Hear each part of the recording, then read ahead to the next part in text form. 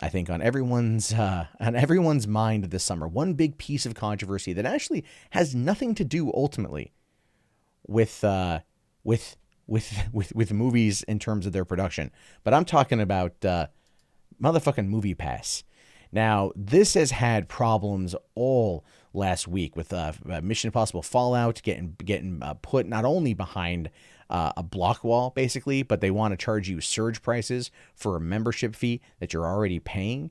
In some cases, I heard that it was up to $8 in some places. I chose to just, pay the $9 and see it myself, which kind of foregoes the reason why I'm spending the monthly subscription fee to see one movie per day. I get it, MoviePass. You're out of money. But not only that here. So the MoviePass CEO, and this just popped up tonight. The MoviePass CEO announces all hands on meeting that tickets to big upcoming movies will not be available on the app. So you have an app that is designed to get people to the theaters, right? They offer one movie ticket per day every damn day, $10 a month. It's a deal too good to be true. And ultimately, I think everyone out there knew that it was going to be too good to be true. And now it's coming crashing down. The reason why they blocked everything off from Mission Impossible is they literally ran out of money. Yeah, what is it? What does that tell you here? Now, it says here that MoviePass subscribers are frustrated to find out over the weekend that they couldn't order tickets through the app for the weekend's biggest release, Mission Impossible Fallout, and it looks as if going forward they will continue to be shut out of major titles. A source familiar with the matter says that during an all-hands meeting on Monday, MoviePass CEO Mitch Lowe said the app would not make Christopher Robin and The Meg, two major releases hitting theaters in the next 2 weeks, available to its subscribers. And he implied that the practice of not offering tickets to major movies would continue for the foreseeable future. The company had fallen on incredibly hard times as it tries to find a financially feasible business model. Look, I hate to be the person to say this, but I think I should be the person to say this. If people are, first off, let's be fair. People are canceling MoviePass left and right. Okay, people that are watching this live right now have already said in the chat that they've canceled their MoviePass. I talked to people on Twitter today that are canceling their MoviePass. I'm canceling my MoviePass. I would be willing to keep it instead of offering one movie a day. If they offered maybe one movie a week, right? That would be something that I feel would be more acceptable. It would really cut down on this unlimited plan, or they want to kind of introduce tiered systems. Ultimately, what I feel they were trying to do with MoviePass was they were really trying to kind of corner studios. They were trying to kind of strong arm studios into paying them money for advertisements that kind of drive fans or subscribers to those particular movies. And they kind of did that, I think, a little bit with The Spy Who Dumped Me last week. There was the thing with that, where there was a preview screening of that and whatnot. And, ultimately, that kind of tactic makes a lot of sense.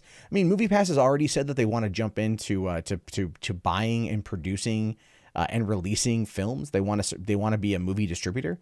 You can't even keep the doors open on your company with this particular plan longer than 8 months, or 10 months really. You're burning out of cash. You had to borrow $6 million just to get the doors open on Saturday for the app. And even today, Monday the 30th, you had people that they're trying to use MoviePass and it crashed. There was another outage today. It's in free fall right now. The stocks are dying. Right. It says here, now last week, MoviePass's parent company Helios and Matheson Analytics did a reverse stock split that boosted shares to about $14 on Wednesday from 0.09 cents on Tuesday. The service temporarily shut down Thursday night because it ran out of money.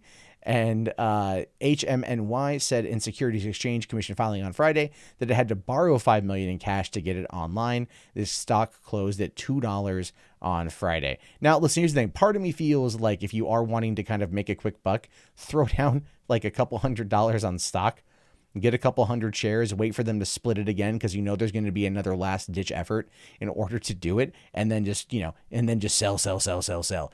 Make out like a bandit, essentially, if you if you have the money. But I mean, what they're saying here ultimately is that, look, they've screwed themselves because they offered something that was ultimately too good to be true. Their business model was meant to be a data analytics collection. This was before Cambridge Analytica with Facebook, and it was meant to use this as a way to kind of sell you items, to sell that data to companies in order to offset the cost in order to be profitable. Here's the thing. People want to go to the movies. People are willing to pay to go to the movies. They are obviously willing to get this particular service in order to go to the movies. They like going. But at the same time, so many people these days are competing. They are absolutely competing with everything else, with Netflix, Amazon, Hulu, all of these things. And it just ends up entirely screwing over the theater system, because who can compete with that? Who can compete when here it is the 31st of July, and it was April 27th was the release of Avengers Infinity War. That was 3 months ago. Three months ago, nearly to the day, right? So as a result of that, you can get the movie on Blu-ray. So if you don't see it right away, you can just wait a few months and buy it on home video. And that's where things are. Streaming is where it's at. Disney understands this. It's why they're spending so much money for Fox assets as a way to take over Hulu and to have content for their Disney Direct service. MoviePass, on the other hand, is going to find themselves in a situation where they're going to close by the end of the year. I think they're not going to last. Cinemark, AMC, they're offering, I think Regal's doing it too. Other theater chains are offering something, well, not as, let's say, enticing as MoviePass, not one movie a day, but it's like you get one ticket or you get $20 a month, I think, at AMC's A+ subscription, and you get to go see 3D IMAX, right? And people have already been using that for a Mission Impossible. Cinemark offers you, one ticket for $9 a month. You also get 20% off concessions. So again, it's just, that's where things are going to be at. That's what these theaters are going to do in order to compete with MoviePass, which they were all kind of worried about in the first place, and then drive traffic to the theaters. And I hope it works, because I've worked for movie theaters most of my life.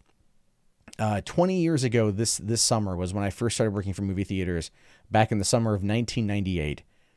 And I've loved it ever since. And so I want to see them stick around, and I don't want to see them die off. And I love the idea of MoviePass, but it's just not feasible. And the way the company's been running itself is just going to run it square into the goddamn ground.